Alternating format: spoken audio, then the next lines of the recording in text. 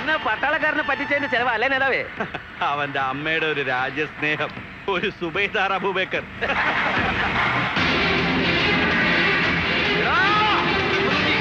അതിന്റെ മോനെ വിടില്ല, ഞാൻ വിടില്ല, നിന്നെ വിടില്ല.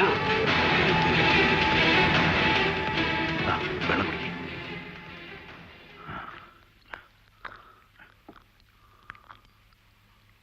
ഓമൂട്ടിനെ എനക്ക് മറക്കാൻ കഴിയുന്നില്ലല്ലേ? ഈ മറക്കരുത്.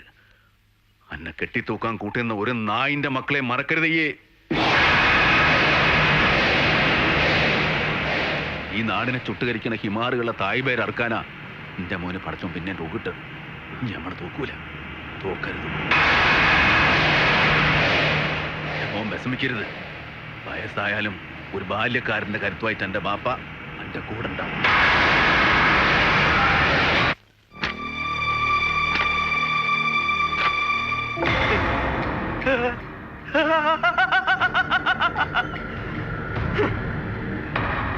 നിനക്കെന്താടാ വട്ട് പിടിച്ചോ? എങ്ങനെ പിടിക്കാതിരിക്കും? നീ ഇത് കണ്ടില്ലേ? നിരവധി ഉദ്യോഗസ്ഥന്മാരുടെയും മജിസ്ട്രേറ്റിന്റെയും ഒക്കെ സാന്നിധ്യത്തിൽ നോക്കിക്കൊന്നവന്റെ ഒരു കിടപ്പേ. മരിച്ച് കബറടക്കം കഴിഞ്ഞ് സ്വർഗത്തിൽ നിന്ന് തിരിച്ചു വന്നിരിക്കുക. ഇനി നരകത്തിലോട്ടെ ഇവനെ ഞാൻ വിടൂ. അയാളോടുള്ള വൈരാഗ്യം തീർക്കുകയോ അയാളെ നരകത്തിലേക്ക് വിടുകയോ ഒക്കെ ചെയ്യുന്നതിനേക്കാൾ നമുക്ക് പ്രധാനം ഇപ്പൊ ഈ വാർത്ത വിറ്റ് കാശാക്കാന്നുള്ള. ഒരു 2 ലക്ഷം രൂപയെങ്കിലും ആ മലയാള ഭൂമിയിൽ നമുക്ക് മേടിക്കണം. 2 ലക്ഷം? പിന്നല്ലാതെ ലോകം മുഴുവൻ ഞെട്ടാൻ പോകുന്ന ഒരു വാർത്തയും ചിത്രങ്ങളും ആ മേശപ്പുറത്തും ഇട്ട് കൊടുക്കാൻ പോകുന്നത്. 2 അല്ല 4 ലക്ഷം തന്നു വാങ്ങാൻ ആളുണ്ട് ഇവിടെ. എടാ, ഈ വണ്ടിക്ക് വളയം പിടിക്കുന്നതല്ല ജേർണലിസം, അതറിയാവോ? അപ്പൊ നീ എല്ലാ വിവരവും പത്രക്കാരോട് പറഞ്ഞു? അത് ശരി, അത്രയ്ക്ക് മണ്ണുണ്ണിയാ ഞാൻ. അവര് തിരിച്ചും മറിച്ചും ചോദിച്ചു, ഞാൻ വിടുവോ? ലോകത്തെ പ്രകമ്പനം കൊള്ളിക്കുന്ന ഒരു ന്യൂസ് ആണെന്ന് മാത്രം പറഞ്ഞു. രാവിലെ ഫോട്ടോയുമായി ചെന്ന് സംസാരിക്കാന്നാ പറഞ്ഞു. നീ വന്നേ, പോകാം.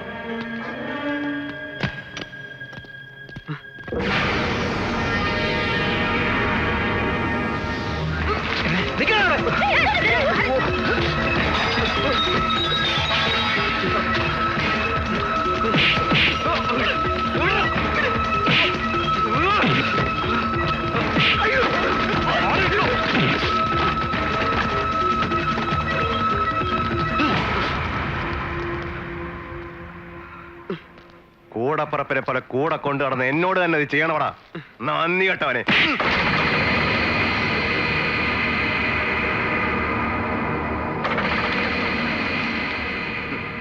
ഇത് വെച്ച് വില പേശി കാണും നീ അല്ലേ? ഞങ്ങളുടെയൊക്കെ ജീവൻ പണയം വെച്ച് നിനക്ക് പണക്കാരനാവണം അല്ലേ? നിനക്ക് കാശാണ് വേണ്ടെങ്കിൽ എന്നോട് ചോദിക്കാനില്ലടാ പട്ടി. ഡോക്ടർ സാറേ, ഈ പടങ്ങൾ കൊടുത്ത് കാശ് വാങ്ങുന്നൊരു സുഖം നിങ്ങൾക്ക് മനസ്സിലാവില്ല. ഇത് നഷ്ടപ്പെട്ട എന്റെ ജീവിതത്തിന്റെ വിലയാ, അറിയോ? ഇന്നലെ വരെ ജോൺ സാർ പറയുന്നല്ല എന്തും ഞാൻ കേട്ടിരുന്നു. അതുകൊണ്ടാ സാറ് പറഞ്ഞപ്പോ ആംബുലൻസ് എടുത്ത് ഞാൻ ഓടിയത്. പക്ഷേ ആരെ രക്ഷിക്കാനും നിങ്ങൾ എന്നെ ഉപയോഗിച്ചെന്നറിഞ്ഞപ്പോ എനിക്ക് പുച്ഛമാ ഡോക്ടർ ജോണിനോട് തോന്നിയത്, പരമപുച്ഛം. നാട് ചുട്ടരിച്ച ഒരു രാജ്യദ്രോഹിയെ ഇരുചെവി അറിയാതെ കൊലക്കാരന് മുമ്പിൽ നിങ്ങൾ രക്ഷപ്പെടുത്തിയല്ലോ. ആ കച്ചവടത്തിൽ എന്താ നിങ്ങളുടെ ലാഭം? നിർത്താ, നീ ഞങ്ങളെ കുറിച്ച് എന്താ കരുതിയത്? രവി, നീ സത്യം അറിയാതെയാ സംസാരിക്കുന്നത്. നീ കരുതുന്നൂലൊന്നല്ല കാര്യങ്ങൾ. അബു നിരപരാധിയാ. നിരപരാധി അബൂബക്കറിന് മാർക്കിടാൻ എനിക്ക് നിങ്ങളുടെ ഒന്നും സർട്ടിഫിക്കറ്റ് വേണ്ട, എന്റെ അനുഭവം മതി. ബുദ്ധി ഉറക്കാത്ത പെങ്ങളെയും കൊണ്ട് തളിയൂർ ശങ്കരമഠത്തിൽ ഭജനമിരിക്കാൻ പോയതാ എന്റെ അമ്മ. തളിയൂർ ഭഗവതിയുടെ ആറാട്ടിന്റെ അന്ന് മകൾക്ക് വേണ്ടി പ്രാർത്ഥിക്കാൻ പോയ അമ്മ പിന്നെ മടങ്ങി വന്നിട്ടില്ല. ആനക്കൊട്ടിലെ തകർന്നു വീണ മേൽക്കൂരയ്ക്ക് താഴെ തലയില്ലാതെ കിടന്ന എന്റെ അമ്മയുടെ ജഡമ പിന്നെ ഞാൻ കാണുന്നത്. ചികിത്സിച്ചാൽ മാറുമായിരുന്ന എന്റെ പെങ്ങളുടെ ബുദ്ധിഭ്രമം മുഴുഭ്രാന്തായി മാറി. അവനാ ആ ദ്രോഹി ഇതിനെല്ലാം കാരണം. എന്റെ ജീവിതം അവൻ തകർത്തത്. രണ്ടാമത് അവന്റെ കഴുത്ത് തൂക്കുകയറിട്ട് മരണം വരെ തൂക്കുന്ന എനിക്ക് കാണണം. രവി, നിന്റെ മനസ്സെനിക്ക് അറിയാൻ കഴിയുന്നുണ്ട്. പക്ഷേ നിനക്കറിയൂ, തളിയൂര ബോംബ് സ്ഫോടനത്തിൽ നിന്റെ അമ്മയെപ്പോലെ തന്നെ എന്റെ ഭാര്യയും മരിച്ചതാ. എന്നിട്ടും ഞാൻ അബൂബക്കറെ രക്ഷപ്പെടുത്താൻ ശ്രമിക്കുന്നു. എന്തുകൊണ്ട്? ഒരു നിമിഷം അത് നീ ആലോചിക്കും. നീ അറിഞ്ഞു വെച്ചതൊന്നും സത്യമല്ല രവി. ലോകം മുഴുവൻ അബുവിനെ കുറ്റവാളി എന്ന് വിളിച്ചാലും ഞങ്ങൾക്കതാവില്ല. കാരണം ഞങ്ങൾക്ക് സത്യം അറിയാം. എന്ത് സത്യം? അബൂബക്കർ ആനക്കൊട്ടലിൽ ബോംബ് വെക്കുന്നത് നേരിട്ട് കണ്ടതാ ശങ്കരമഠത്തിലെ ആത്മസ്വരൂപ സ്വാമികള്. സ്ഫോടനത്തിന്റെ പിറ്റേന്ന് ആശ്രമത്തിലെ പ്രഭാഷണത്തിൽ സ്വാമി അത് പറയുകയും ചെയ്തു. അതിനപ്പുറം എന്ത് സത്യമാണ് നിങ്ങൾക്ക് പറയാനുള്ളത്? ശങ്കരമഠത്തെ പറ്റിയും ഇനി കള്ളക്കഥ ഉണ്ടാക്കണോ? ഞങ്ങൾ പറഞ്ഞൊന്നും കള്ളക്കഥയല്ല. ശങ്കരമഠത്തെക്കുറിച്ച് ആർക്കും എതിരഭിപ്രായമില്ല. പക്ഷേ സ്വാമി ആത്മസ്വരൂപൻ അയാൾ ആരാണെന്ന് നിനക്കറിയോ?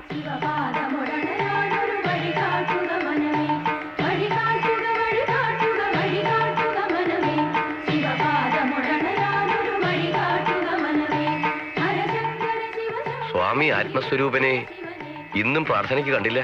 ഹോസ്പിറ്റൽ കോംപ്ലക്സിന്റെ കാര്യങ്ങൾക്കായി മന്ത്രിയെ കാണാൻ പോകുന്നു പറഞ്ഞിരുന്നു. ആശുപത്രിയും വിദ്യാഭ്യാസ സ്ഥാപനങ്ങളും ഒക്കെ നല്ലത് തന്നെ. പക്ഷേ ആശ്രമത്തിലെ ദിനചര്യകൾ പോലും മുടക്കി കച്ചവടത്തിന് ഇറങ്ങേണ്ടതുണ്ടോ? സ്വാമി വരുമ്പോ നമ്മെ കാണാൻ പറയൂ. ഹരിയോ, നാം വൈകിയോ? ലേശം. ദൈവത്തിന്റെ സ്വന്തം ആളായതുകൊണ്ട് ക്ഷമിച്ചിരിക്കുന്നു. SP അമ്മാനെ കണ്ടില്ലല്ലോ. മൂപ്പരുടെ വണ്ടി ഹോട്ടൽ സീക്കിങ്ങിന് മുന്നിൽ കിടക്കണുണ്ട്. മെസ്സേജ് എത്താറായോ? അതൊക്കെ എത്തിക്കഴിഞ്ഞു. കറിയാച്ചനോട് വന്നിട്ട് സംസാരിക്കാം. വന്നു തോന്നുന്നു. ആ സപ്പർ പറഞ്ഞ സ്ഥലത്ത് ഇപ്പൊ RDX എത്തിച്ചിട്ടുണ്ടാവും. അത് സ്വാമിയുടെ കയ്യിൽ ഏൽപ്പിച്ച പിന്നെ അയാളുടെ പണി കഴിഞ്ഞല്ലോ. അതെ, അത് കഴിഞ്ഞുള്ളതാണല്ലോ തല പോണ പണി. നമസ്കാരമുണ്ട്. ദൈവത്തിന്റെ സ്വന്തം നാട് കാണാൻ പാക്കപ്പലെ കുറെ സായിപ്പന്മാരെത്തിയിട്ടുണ്ട്. അവർക്ക് KTDCയുടെ വക ഡിന്നർ ഹോട്ടൽ സീക്കിങ്ങിൽ. പാക്കപ്പലെന്ന് സാധനം പൊക്കിയെടുക്കാൻ കുറെ പാടുപെട്ടു. പിന്നെ ഈ കാക്കിയുടെ ബലം കൊണ്ട് കാര്യങ്ങൾ കുഴപ്പമില്ലാതെ നടന്നു എന്ന് പറയാം. പിന്നെ സ്വാമിയെ, ആശ്രമത്തിലേക്ക് പൂക്കൾ വരുന്ന കടയിലെ 2 കൂടകളിൽ നമ്മുടെ സാധനം അടയാളെ വിട്ടിട്ടുണ്ട്. ഇനി കംപ്ലീറ്റ് സ്വാമിയുടെ തിരുശിരസില. പൊന്നമ്പുരാനെ വിളിച്ചോണ്ട് പണി തുടങ്ങിക്കും. എന്റെ പെട്ടി എവിടെ? ദേ അതിലൊന്നും തനിക്ക.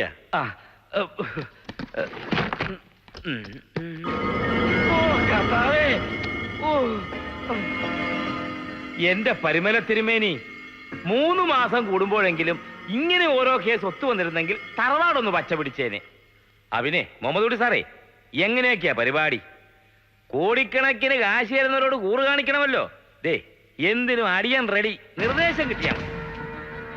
സപ്പറിന്റെ നിർദ്ദേശപ്രകാരം നാളെ രാത്രി 10 മണിക്ക് തളിയൂരമ്പലത്തിലെ തിടമ്പെഴുന്നള്ളിപ്പ് സമയത്ത് ജനങ്ങൾ ഏറ്റവും കൂടുതൽ തിങ്ങി നിൽക്കുന്ന ആനക്കൊട്ടലിന്റെ അടുത്ത് സ്ഫോടനം നടക്കണം. 200 പേരെങ്കിലും മരിക്കുമെന്ന സപ്പറിന്റെ കണക്കൂട്ട്. എന്താ ഞെട്ടുന്നത്? ഒന്നുമില്ല. ഇതുകൊണ്ട് മാത്രമായില്ല. തളിയൂരമ്പലം കത്തിത്തീർന്ന പിറ്റേ ദിവസം താരേക്കാട്ട് മദ്രസയ്ക്കുള്ളില ബോംബ് വയ്ക്കാൻ പോകുന്നു. ഈ 2 സ്ഫോടനങ്ങളോട് കൂടി കേരളത്തിലേക്കുള്ള അൽ ജിഹാദിന്റെ പടയോട്ടത്തിന് തുടക്കം കുറിക്കും. താനെന്താണോ നോക്കുന്നത്? അതിന് വേറെ പണപ്പെട്ടി വരുവോടോ? മതി, അത് മതി. ഇമെയിൽ മെസ്സേജിൽ ആനക്കൊട്ടിലിന്റെയും അമ്പലത്തിന്റെയും ഡീറ്റെയിൽസ് വന്നിട്ടുണ്ട്. ദേ നോക്ക്.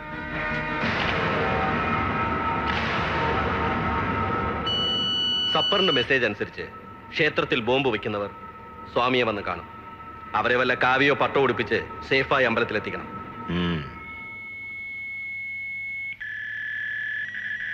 Voice mail. തികച്ചും ഗുരുതരമായൊരു പിഴ നിങ്ങൾക്ക് സംഭവിച്ചിരിക്കുന്നു. അബൂബക്കർ എന്ന പട്ടാളക്കാരൻ മിലിറ്ററി ഇന്റലിജൻസിന് അയച്ച കത്ത് അള്ളാഹുവിന്റെ കാരുണ്യം കൊണ്ട് നമ്മുടെ കൈവശം കിട്ടിയിട്ടുണ്ട്. വിശ്വാസവഞ്ചന, കൈപ്പിഴ, അൽ ജിഹാദ് ഈ തെറ്റുകൾക്ക് ഒരിക്കലും മാപ്പ് നൽകില്ല. ആയതിനുള്ള പരമാവധി ശിക്ഷ അള്ളാഹുവിന്റെ പേരിൽ സപ്പർ നടപ്പാക്കി കഴിഞ്ഞു. കരുതലോടെ നീങ്ങുക. അൽ ജിഹാദിന് വേണ്ടി നിങ്ങളുടെ സപ്പർ. ഈ പട്ടാളക്കാരൻ ആ ദാദാ സാഹിബിന്റെ മോനല്ലേ? പിന്നല്ലാതെ. ഈ ഹമുക്കിനെ കൊണ്ട് തോറ്റല്ലോ. കുട്ടി സാറേ, ആ പ്രിന്റ് ഔട്ട് ഇങ്ങെടുത്തേ. ഇനി ആ കഴിവുറ മോനെ വെറുതെ വിട്ടാൻ പറ്റില്ല.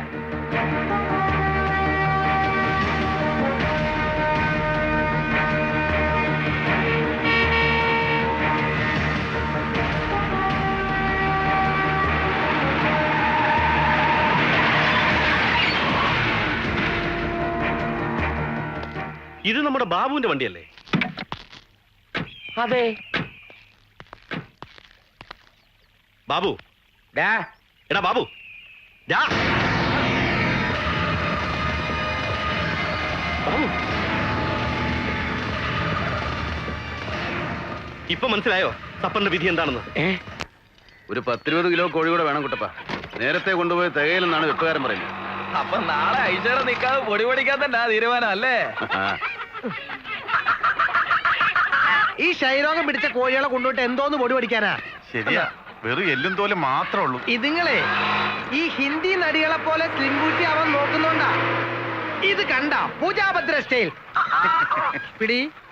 ഒരു കുട്ട ഉണ്ടായിരുന്നെങ്കിൽ എല്ലാത്തിനെയും കൂടെ അതിലിട്ട് കൊണ്ടുപോകായിരുന്നു.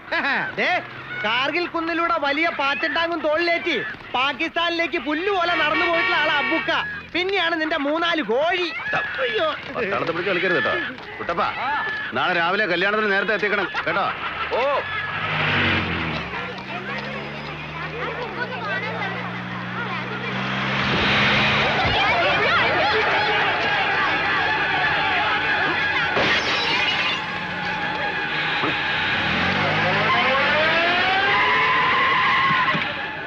ഏത് പന്നിയുടെ മോനാണ് എറിഞ്ഞത്?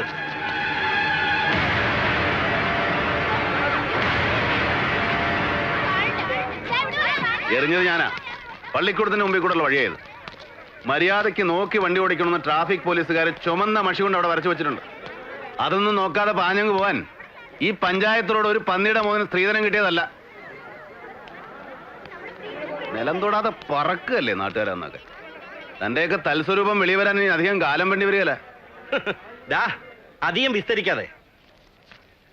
ഇത് നീ മിലിറ്ററി ഇന്റലിജൻസിന് അയച്ച പെറ്റീഷൻ അല്ലേ?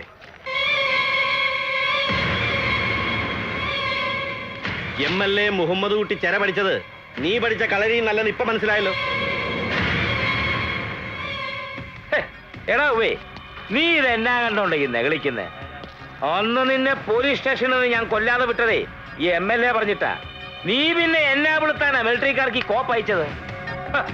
സ്വാതന്ത്ര്യ സമരത്തിൽ വടിപിടിച്ചെന്ന് പറഞ്ഞൊരു തന്തയും പട്ടാളത്തിൽ പാട്ടുരുട്ടെന്ന് പറഞ്ഞൊരു മോനും. ഈ ഇന്ത്യ മഹാരാജ്യം നിന്റെ ഉമ്മയ്ക്ക് ഇഷ്ടദാനം കിട്ടിയതാണോ? ഇത് ഇവിടം കൊണ്ട് നിർത്തിയേക്കണം. ഇനി കിടന്ന് വിളഞ്ഞാൽ കറിയാച്ചന്റെ തനിക്കൊണം നീ അറിയും. ശരിയാ, അന്ന് ഞാൻ ഓഫീസിൽ വന്ന് കാണുമ്പോ എനിക്ക് കറിയാച്ചൻ സാറിന്റെ ഒരു ഗുണം അറിയില്ലായിരുന്നു. പക്ഷെ ഇപ്പോ കാഞ്ഞിരപ്പള്ളി ചക്രാമ്പറമ്പുകാരുടെ മുഴുവൻ ഹിസ്റ്ററി എനിക്ക് ബൈഹാർട്ടാ. ആ ഉള്ളത് പറഞ്ഞ തന്റെ അപ്പന്റെ ഉപ്പാപ്പന്റെയും കാര്യം വെച്ച് നോക്കുമ്പോ ഞാൻ എത്രയോ പരിശുദ്ധ. തല്ലാൻ വരട്ടെ സാറേ, തല്ലാൻ സമയമാകുമ്പോ നമുക്ക് ഒരുമിച്ച് തല്ലാന്നേ, കൂട്ടത്തല്ലേ. അതിനു മുമ്പ് ഈ കൂടി നിൽക്കുന്നവരുടെ സാറിന്റെ കുടുംബത്തിന്റെ ഹിസ്റ്ററിയും ജോഗ്രഫിയും കെമിസ്ട്രിയൊക്കെ ഞാനൊന്ന് പറഞ്ഞോട്ടെ. എന്ത് ദോഷമാടാ തങ്കച്ചാത്? ഓ, തഴക്കദോഷം. തഴക്കദോഷം.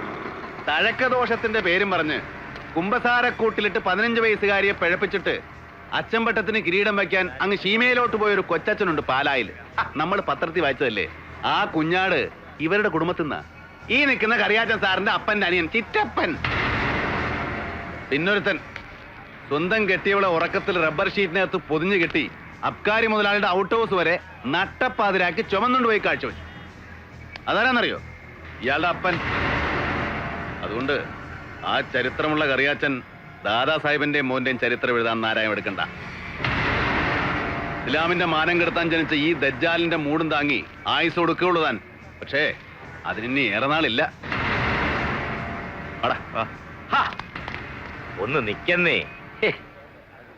പോലീസ് സൂപ്രണ്ടിനെ MLAയും പരിപാടിയും നിർത്തി വേർപ്പിച്ചിട്ട് നീ അങ്ങ് ഷൈൻ ചെയ്യലോടാ മോനെ. എന്നിട്ട് ചുമ്മാ അങ്ങോട്ട് പോയാലോ? ഈ കറിയാച്ചനും ഇത്തിരി സമയം താ. കള്ള പൊലയാടി മോനെ.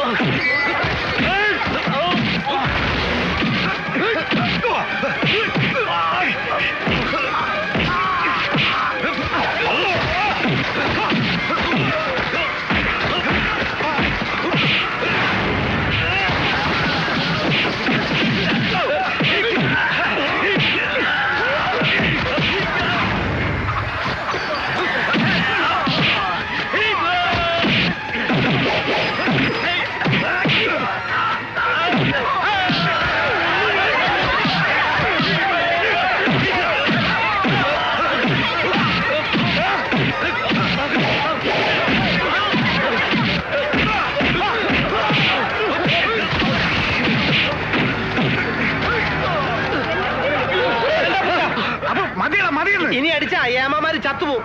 വാ നമുക്ക് പോവാം.